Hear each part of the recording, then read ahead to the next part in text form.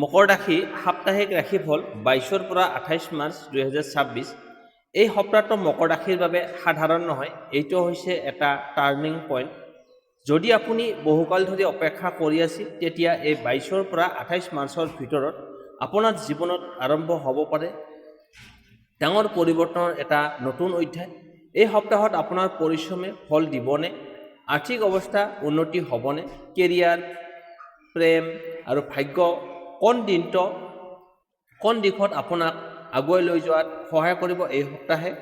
গ্ৰহ নক্ষত্ৰৰ অৱস্থানে কৈছে মকৰ ৰাশিৰ বাবে এইটো সপ্তাহ একেলগে সাৱধানতা আৰু সুবৰ্ণ সুযোগৰ মিশ্ৰণ। কেতিয়াবা আপুনি অনুভৱ কৰিব পাৰে যে সকলো কিছু দেৰি হৈছে, কিন্তু বিশ্বাস ৰাখক, যি আহিছে সেয়া আপোনাৰ বাবে বেছি ডাঙৰ আৰু শক্তিশালী।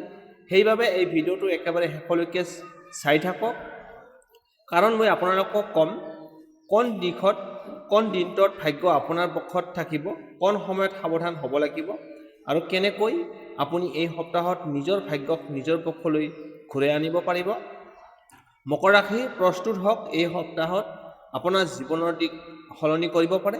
আপুনি প্ৰস্তুত নে? কমেণ্টত লিখিব। প্ৰথমতে আহিছোঁ মকৰ ৰাশিৰ প্ৰেম আৰু দাম্পত্য জীৱন 22 পৰা 28 মাৰ্চ। এই সপ্তাহটো মকৰ ৰাশিৰ বাবে প্ৰেম আৰু দাম্পত্য জীৱনত বহুতো গুৰুত্বপূৰ্ণ হ'ব। এই সময়ত আপোনাৰ অনুভূতি, বিশ্বাস আৰু সম্পৰ্কৰ মাজত গভীৰ পৰীক্ষা হ'ব পাৰে। প্ৰথমে প্ৰেম জীৱনৰ কথা কওঁ। যদি আপুনি ইতিমধ্যে কাৰোবাক ভাল পাইছে, তেন্তে এই সপ্তাহত আপোনাৰ সম্পৰ্কত ইম'চনেল বণ্ডিং বৃদ্ধি পাব। আপুনি আৰু আপোনাৰ সঙ্গীৰ মাজত বুজাবুজি আগতকৈ বেছি মজবুত হ'ব। কিন্তু এটা কথা মনত ৰাখিব লাগিব, সন্দেহ আৰু অতিৰিক্ত চিন্তাই আপোনাৰ সম্পৰ্কত সমস্যা আনিব পাৰে, বিশেষকৈ সপ্তাহৰ আৰম্ভণিৰ দিনবোৰত 22 পৰা 24 মাৰ্চ। আপুনি অলপ সংবেদনশীল হৈ থাকিব পাৰে। সৰু কথা এটাতো মনত দুখ পাব পাৰে। এই সময়ত কোনো ভুল বুজাবুজি হ'লে তৎক্ষণাত কথা পাতি সমস্যা সমাধান কৰক। চুপচাপ থাকিলে সমস্যা ডাঙৰ হ'ব পাৰে। যিসকল অবিবাহিত, এই সপ্তাহত আপোনাৰ জীৱনত নতুন কোনো ব্যক্তি প্ৰৱেশ কৰাৰ সম্ভাৱনা আছে। বিশেষকৈ বন্ধু বা চিনাকি মানুহৰ জৰিয়তে নতুন সম্পৰ্ক আৰম্ভ হ'ব পাৰে, কিন্তু খৰধৰ নকৰিব। আগতে মানুহজনক ভালকৈ বুজিবলৈ চেষ্টা কৰক। মাজ সপ্তাহ 25 পৰা 26 মাৰ্চ। প্ৰেম জীৱনত এটা সুন্দৰ মুহূৰ্ত আহিব পাৰে। আপুনি আপোনাৰ অনুভূতি খোলাখুলিকৈ প্ৰকাশ কৰিব পাৰিব। এই সময়ত প্ৰপ'জ কৰাৰো ভাল যোগ আছে। যদি আপুনি বহুদিন ধৰি অপেক্ষা কৰি আছিল, এই সময়টো আপোনাৰ বাবে অনুকূল হ'ব। এতিয়া আহিছোঁ দাম্পত্য জীৱনৰ কথা। যিসকল বিবাহিত, তেওঁলোকৰ বাবে এই সপ্তাহটো মধ্যমীয়া ফল দিব। সপ্তাহৰ আৰম্ভণিতে স্বামী স্ত্ৰীৰ মাজত অলপ তৰ্ক বিতৰ্ক বা ভুল বুজাবুজি দেখা যায়। বিষয়টো ডাঙৰ নহ'লেও আপোনাৰ অহংকাৰ বেছি থাকিলে সমস্যা ডাঙৰ হ'ব পাৰে। সেয়েহে আমি সঠিক বুলি প্ৰমাণ কৰাৰ সলনি আমি সুখী কৰাৰ চেষ্টা কৰক। মাজ সপ্তাহৰ পৰা অৱস্থা লাহে লাহে ভাল হ'ব। আপুনি আৰু আপোনাৰ জীৱনসংগীয়ে একেলগে সময় কটোৱাৰ সুযোগ পাব। একেলগে ভ্ৰমণ কৰা বা বাহিৰলৈ যোৱা সম্পৰ্কটো আৰু মজবুত কৰিব। এই সপ্তাহত পৰিয়ালৰ কিছুমান বিষয় ফেমিলি মেটাৰ আপোনাৰ দাম্পত্য জীৱনত প্ৰভাৱ পেলাব পাৰে। বিশেষকৈ বয়োজ্যেষ্ঠ লোকৰ পৰামৰ্শ শুনা ভাল হ'ব, কিন্তু নিজৰ সিদ্ধান্ত নিজে লওক। সপ্তাহৰ শেষৰ ফালে 27 আৰু 28 মাৰ্চ, আপোনাৰ সম্পৰ্কত পুনৰ এক নতুন উষ্ণতা আহিব। পুৰণি ভুল বুজাবুজি দূৰ হ'ব আৰু আপুনি মানসিক শান্তি অনুভৱ কৰিব। গুৰুত্বপূৰ্ণ টিপছ, ৰেমেডিজ এণ্ড এডভাইচ। অযথা সন্দেহ নকৰিব। যোগাযোগ কমিউনিকেশ্যন স্পষ্ট ৰাখক। ৰাগ খং উঠিলেও শান্ত থাকিবলৈ চেষ্টা কৰক। সংগীক সময় দিয়ক, এইটোতে সম্পৰ্ক টিকে। এই সপ্তাহটোত মকৰ ৰাশিৰ প্ৰেম আৰু দাম্পত্য জীৱনত একেলগে পৰীক্ষা আৰু সুযোগ লৈ আহিছে। যদি আপুনি বুজাবুজি আৰু ধৈৰ্য ৰাখিব পাৰে, তেনেহ'লে এই সপ্তাহ আপোনাৰ সম্পৰ্কত আগতকৈ বেছি মজবুত কৰি তুলিব। মনত ৰাখিব, প্ৰেম মানে কেৱল অনুভূতি নহয়, ই হৈছে বুজাবুজি আৰু বিশ্বাসৰ নাম। শেষলৈকে চাই থাকক, কাৰণ আগলৈকে আৰু আহিছে আপোনাৰ এই সপ্তাহৰ এতিয়া টকা পইচাৰ ক্ষেত্ৰ। টকা পইচাৰ ক্ষেত্ৰ। এই সপ্তাহটো মকৰ ৰাশিৰ বাবে টকা পইচা আৰু ধন সম্পত্তিৰ ক্ষেত্ৰত গুৰুত্বপূৰ্ণ পৰিৱৰ্তনৰ সংকেত লৈ আহিছে, কিন্তু এইটো সম্পূৰ্ণভাৱে আপোনাৰ সিদ্ধান্ত আৰু পৰিকল্পনাৰ ওপৰত নিৰ্ভৰ কৰিব। মকৰ ৰাশি, এই সপ্তাহত আপোনাৰ টকা আহিব, কিন্তু থাকিবনে কি? এইটো হৈছে আপোনাৰ ডাঙৰ প্ৰশ্ন। টকা আহিব কিন্তু থাকেনে নাই এইটো আপোনাৰ প্ৰথমতে কওঁ, সপ্তাহৰ আৰম্ভণিতে 22 পৰা 24 মাৰ্চ আপোনাৰ খৰচ অলপ বৃদ্ধি পাব পাৰে। অপ্ৰয়োজনীয় বস্তু কিনিবলৈ মন যাব, হঠাৎ কিছুমান খৰচ ওলাই আহিব পাৰে। এই সময়ত যদি আপুনি বাজেট নিয়ন্ত্ৰণ নকৰে তেতিয়া পিছত সমস্যাত পৰিব পাৰে। সেয়েহে আপোনাৰ প্ৰয়োজন আৰু বিচৰাৰ মাজত পাৰ্থক্য আপুনি বিচাৰি খৰচ কৰক। কিন্তু ভাল খবৰটো আছে, মাৰ্চ সপ্তাহৰ পৰা 25-26 মাৰ্চ আপোনাৰ ইনকামৰ দিশত নতুন উন্নতিৰ সংকেত দেখা যায়। যিসকলে চাকৰি কৰে তেওঁলোকৰ বাবে বোনাছ বা এক্সট্ৰা ইনকামৰ সম্ভাৱনা আছে। যিসকলে ব্যৱসায় কৰে তেওঁলোকৰ বিক্ৰী বৃদ্ধি পাব পাৰে। বিশেষকৈ এই সপ্তাহত আপুনি আগতে কৰা পৰিশ্ৰমৰ ফল পাব পাৰে। পুৰণি ইনভেষ্টৰ পৰা লাভ আহিব পাৰে, কিন্তু মনত ৰাখিব এই লাভ স্থায়ী কৰিবলৈ হ'লে আপুনি বুদ্ধিমান সিদ্ধান্ত ল'ব লাগিব। ৰিস্ক জন। 26 মাৰ্চৰ পিছত কোনো ডাঙৰ ফাইনেন্সিয়েল ডিচিশ্যন লোৱাৰ আগতে দুবাৰ ভাবি চিন্তি ল'ব। নতুন ইনভেষ্ট নকৰিব। ঋণ লোৱা বা দিয়াৰ ক্ষেত্ৰত সিদ্ধান্ত ভালকৈ ল'ব। ডাঙৰ বিজনেছ প্লান নকৰিব। এইবোৰত অকণমান ৰিস্ক থাকিব পাৰে। বিশেষকৈ বন্ধুবৰ্গ বা চিনাকি মানুহৰ ওপৰত সম্পূৰ্ণ বিশ্বাস কৰি টকা নিদিব। বিজনেছ আৰু ছাইড ইনকাম। যিসকলে নিজৰ ব্যৱসায়ৰ লগত জড়িত হৈ আছে এই সপ্তাহত নতুন সুযোগ আহিব পাৰে, কিন্তু খৰধৰ কৰি কোনো ডিচিশ্যন ল'লে ক্ষতি হ'ব পাৰে। অনলাইন ইনকাম, ফ্ৰীলান্সিং বা ছাইড ইনকাম আৰম্ভ কৰাৰো এটা ভাল সময়। নতুন আইডিয়া মাথো চিন্তা নহয়, সেইটো কাৰ্যত ৰূপায়িত কৰা অতি প্ৰয়োজন। পৰিয়ালৰ বাবে কিছুমান খৰচ লাগিব পাৰে। ঘৰৰ কাম, চিকিৎসা বা অন্য দায়িত্বৰ ক্ষেত্ৰত ঘৰুৱা খৰচ আহিব পাৰে। এইবোৰ এৰিব নোৱাৰা খৰচ, কিন্তু আগতেই প্লেনিং কৰিলে আপুনি প্ৰেছাৰ কম পাব। এই সপ্তাহত যদি আপুনি ডিচিপ্লিনত ৰাখে, ছেভিং বৃদ্ধি পাব, ভৱিষ্যতৰ বাবে ষ্ট্ৰং বেছ তৈয়াৰ কৰিবলৈ সক্ষম হ'ব। এতিয়া আহিছোঁ 25 আৰু 27 মাৰ্চত টকা লাভ বা ভাল খবৰ পাব পাৰে। 23 আৰু 26 মাৰ্চ সাৱধান থাকিব লাগিব, খৰচ বেছি হ'ব পাৰে। প্ৰতিকাৰ হিচাপে শনিদেৱক স্মৰণ কৰক, ক'লা বস্তু দান কৰক, যেনে ক'লা তিল, ক'লা কাপোৰ, গৰীব মানুহক সহায় কৰক। ই আপোনাৰ আৰ্থিক শক্তি বৃদ্ধি কৰিব। সংক্ষেপে এই সপ্তাহটো মকৰ ৰাশিৰ বাবে ইনকাম বেছ এক্সপেন্স হ'ব খোলাখুলি। টকা আহিব, কিন্তু বুদ্ধিমানেৰে ব্যৱহাৰ নকৰিলে সঞ্চয় নহ'ব। যদি আপুনি সঠিক সিদ্ধান্ত ল'ব পাৰে, এই সপ্তাহ আপোনাৰ আৰ্থিক জীৱনত এটা স্থিৰতা আনিব পাৰে। মকৰ ৰাশি, টকা উপাৰ্জন কৰাটো ডাঙৰ কথা নহয়, টকা ৰখাটোহে আচল বুদ্ধিমত্তা। শেষলৈকে চাই থাকক, কাৰণ আগলৈ আহিছে আপোনাৰ কেৰিয়াৰ আৰু ভাগ্যৰ গোপন সঁচা কথা। এতিয়া আহিছোঁ কেৰিয়াৰ মানে কৰ্মজীৱন।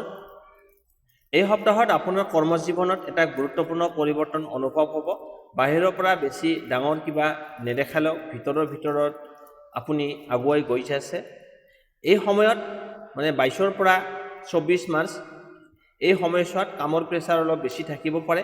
বছ বা ছিনিয়ৰৰ পৰা এক্সপেনশ্যন বেছি থাকিব। ডেডলাইন পূৰণ কৰিবলৈ দৌৰি থাকিব লাগিব। কেতিয়াবা আপুনি অনুভৱ কৰিব পাৰে মোৰ পৰিশ্ৰমৰ কোনো মূল্য নাই, কিন্তু এইটোৱে হৈছে আপোনাৰ পৰীক্ষাৰ সময়। এই সময়ত আপুনি যদি ধৈৰ্য ৰাখে আৰু নিজৰ কাম সঠিককৈ কৰিব পাৰে, আগলৈ ৰিৱাৰ্ড নিশ্চিত। মাজভাগত 25-26 মাৰ্চ এইটো হৈছে আপোনাৰ বাবে গল্ডেন ফেজ। আপোনাৰ কামক স্বীকৃতি লাভ কৰিব। বছ বা মেনেজমেণ্টৰ পৰা ভাল ফিডবেক আহিব পাৰে। নতুন প্ৰজেক্ট বা দায়িত্ব পাব পাৰে।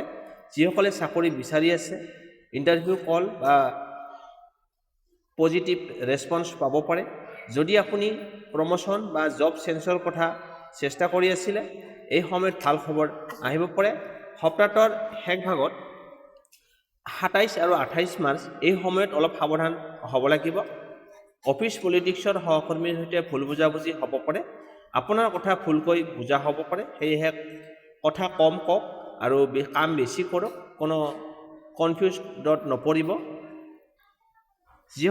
যিসকলৰ নিজা ব্যৱসায় আছে, এই সপ্তাহত নতুন সুযোগ আহিব পাৰে, কিন্তু সকলো সুযোগ লাভজনক নহ'ব।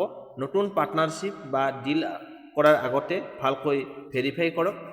খৰধৰ কৰি কোনো ডিচিশ্যন ল'লে আপুনি ক্ষতি হ'ব পাৰে। মাৰ্কেটিং বা নতুন ষ্ট্ৰেটেজি ব্যৱহাৰ কৰিলে আপুনি লাভৱান হ'ব। এই সপ্তাহত নতুন কিবা শিকাৰ চেষ্টা কৰক। নতুন স্কিল, কোৰ্চ বা ট্ৰেইনিং ল'লে ভৱিষ্যতে ডাঙৰ লাভ হ'ব। বিশেষকৈ টেকন'লজি, কমিউনিকেশ্যন স্কিল উন্নত কৰক। Lucky career timing 25 March interview, proposal, important মিটিঙৰ বাবে ভাল। 26 মাৰ্চ ৰিকগনিশ্যন বা গুড নিউজ। 23 আৰু 28 মাৰ্চ সাৱধান থাকক। প্ৰতিকাৰ: প্ৰতিদিনে সূৰ্যক পানী অৰ্পণ কৰক। শনিবাৰে গৰীব মানুহক সহায় কৰক। কাম আৰম্ভ কৰাৰ আগতে ওম শং শনিশ্বৰায় নমঃ এই মন্ত্ৰটো জপ কৰিব। সংক্ষেপে এই সপ্তাহত মকৰ ৰাশিৰ কেৰিয়াৰত লাহে লাহে আগুৱাই যাব। আৰম্ভণিৰে অকণমান প্ৰেছাৰ থাকিব, মাজত সুযোগ আহিব, শেষত সাৱধানতাৰ প্ৰয়োজন। যদি আপুনি স্মাৰ্টভাৱে কাম কৰে, এই সপ্তাহ আপোনাৰ কেৰিয়াৰত এটা নতুন দিশ মুকলি হ'ব পাৰে।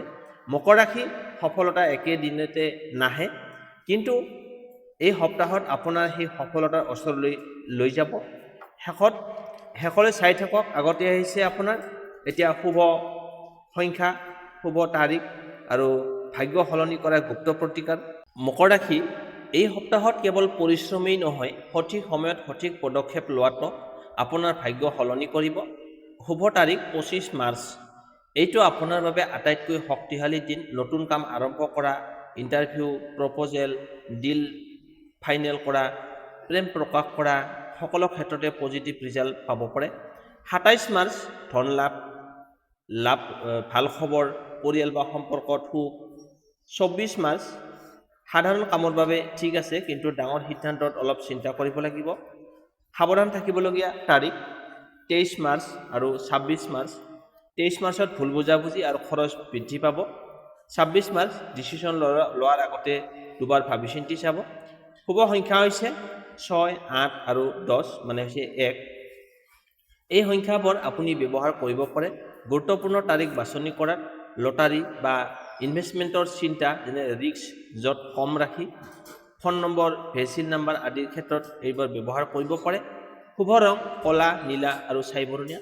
এই ৰংবোৰ ব্যৱহাৰ কৰিলে আপোনাৰ আত্মবিশ্বাস আৰু পজিটিভ এনাৰ্জি বৃদ্ধি পাব। এতিয়া আহিছোঁ গুপ্ত প্ৰতিকাৰ। শনিদেৱক কৃপা লাভ কৰিবলৈ শনিবাৰে এখন ক'লা কাপোৰ বা ক'লা তিল এইবিলাক দান কৰিব পাৰে। ওম শং শনিশ্বৰায় নমঃ এই মন্ত্ৰটো 11 বাৰ জপ কৰক। এইটো কৰিলে আপোনাৰ বাধা বিঘিনি আঁতৰি নোহোৱা হ'ব। এতিয়া আহিছোঁ ধন বৃদ্ধি প্ৰতিকাৰ। সোমবাৰে বা বৃহস্পতিবাৰে এখন পুৰণি কাপোৰ নিজৰ লগত ৰাখিব। ইয়ে আপোনাৰ আৰ্থিক স্থিতি মজবুত কৰিব। নেতিবাচক শক্তি দূৰ কৰিবলৈ ৰাতিপুৱা ঘৰৰ দুৱাৰমুখত নিমখ পানী ছটিয়াই দিব। নিমখ পানী মিহল কৰি ঘৰৰ এনাৰ্জি পজিটিভ হৈ থাকিব। কেৰিয়াৰত সফলতাৰ বাবে উপায়: কামলৈ ওলাই যোৱাৰ আগতে ভৰিখন আগতে আগবঢ়াই দিব। ইয়ে আপোনাৰ কনফিডেন্স আৰু ছাকচেছ বৃদ্ধি কৰিব। মনৰ শান্তিৰ বাবে প্ৰতিদিনে 5 মিনিট ধ্যান, মানে মেডিটেশ্যন কৰক। চিন্তা কমিব আৰু সিদ্ধান্ত ল'বলৈ সহায় কৰিব। মকৰ ৰাশি এই সপ্তাহটো ভাগ্য আপোনাৰ দুৱাৰত ঠকঠকাই আছে, কিন্তু দুৱাৰ খোলাটো আপোনাৰ হাততেই আছে। সঠিক দিন বাছনি কৰক, সঠিক সিদ্ধান্ত লওক আৰু এই গুপ্ত প্ৰতিকাৰবোৰ পালন কৰক। তেতিয়াহে আপুনি এই সপ্তাহত সফলতাৰ সপ্তাহ কৰি তুলিব পাৰিব। ভিডিঅ'টো ভাল লাগিলে লাইক, শ্বেয়াৰ আৰু ছাবস্ক্ৰাইব কৰিবলৈ নাপাহৰিব, কাৰণ আপোনাৰ ভাগ্যৰ আগৰ অধ্যায় এতিয়াও বাকী আছে। ধন্যবাদ।